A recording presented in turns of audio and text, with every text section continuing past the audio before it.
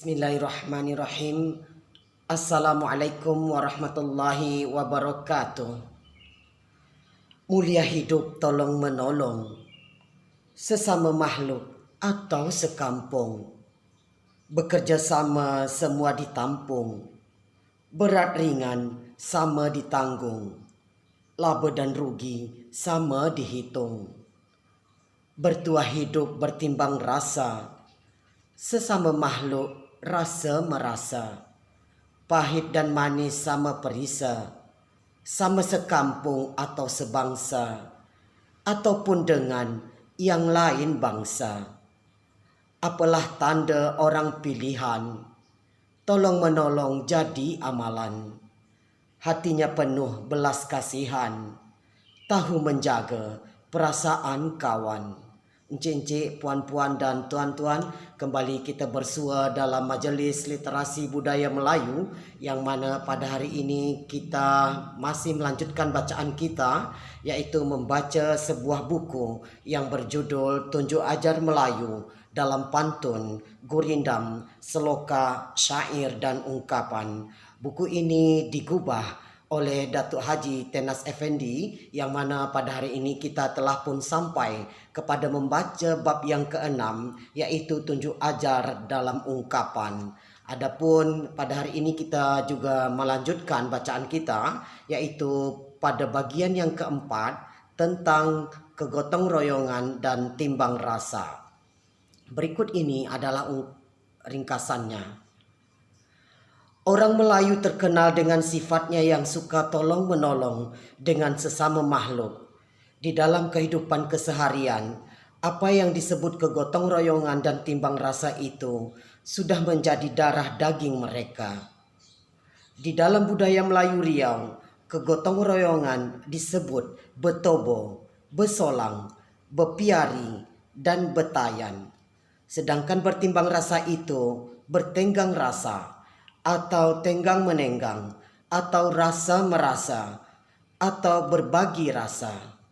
Orang tua-tua mengatakan perilaku ini lahir antara lain karena orang Melayu memiliki rasa pengasihan sehingga mereka tidak sampai hati melihat derita dan penanggungan orang lain. Dari sisi lain, orang Melayu terkenal baik budi dan suka bertanam budi. Pekerjaan ini bukan saja melibatkan pribadi setiap anggota masyarakatnya, tetapi juga menjadi tanggung jawab seluruh lapisan masyarakat sekampung atau sekaumnya.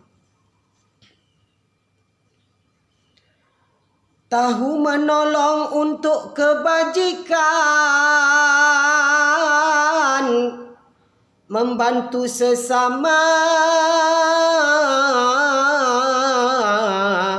makhluknya Tuhan, terpuji hidup dalam bergaul, yang berat sama dipikul, yang lemah sama dirangkul, sakit senang sama setukul, menghadapi kerja sama berkumpul. Apabila hidup hendak selamat,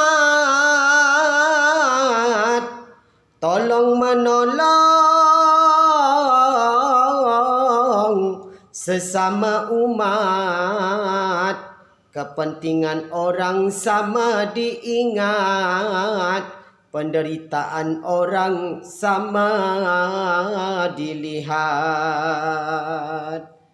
Orang susah tunjukkan minat, semoga Allah memberikan rahmat. Yang ringan sama dijinjing, yang mudah sama ditateng, hati gajah sama dilapah, hati tungau sama dicecah. Bila mendapat sama berlaba, bila hilang sama merugi. Bila berlebih beri memberi, bila kurang isi mengisi. Bila sempit sama berhimpit, bila lapang sama melenggang. Susah orang kita rasakan, sakit orang kita obatkan, derita orang kita fahamkan. Bila sakit jenguk menjenguk, bila senang jelang menjelang.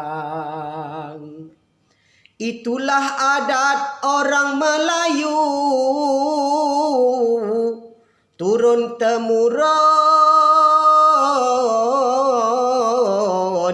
sejak dahulu, supaya hidup bersatu padu, supaya sejalan ke hilir ke hulu, supaya dicontoh anak dan cucu, hidup tidak menanggung malu.